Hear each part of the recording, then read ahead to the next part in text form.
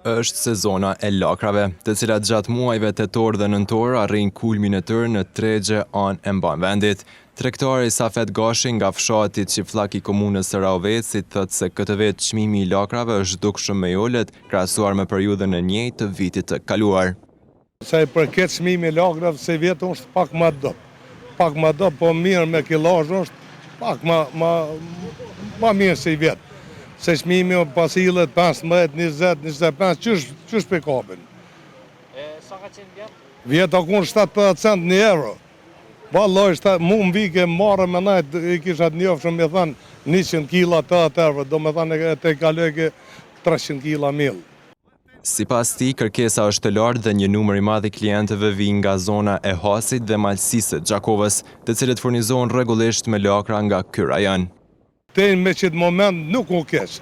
I falenderoj popullatën të Shqipënisë, po tonë, i falenderoj shumë se marrën i komishtëritë e me une. I komishtëritë e me dhe nuk ma huqin ata. Ti badjava del me kamionafër me ja i direkt shkon të une, se i pres mirë, çdo sa në rregull. Çdo sa në rregull. Veç tu, sa i përket mas me konë këta të Shqipënisë, këtu për treg badjava, për lakun është fjala. Për që do, po marrën e tonë, po ma pak. Për Gashin, puna me kultivimin dhe shitjen e produktit të lakrës është kënaqësi që e ushtron prej vitesh. Arsyeja është sepse kanë mbjellë popullata më shumë, janë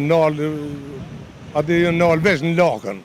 Se kjo nuk është një sen se nuk është bashkën me punu, veç starbike do të më najtë gati. Se për që të sen është shumë ma letë. Për që ata dhe çmimi o ma.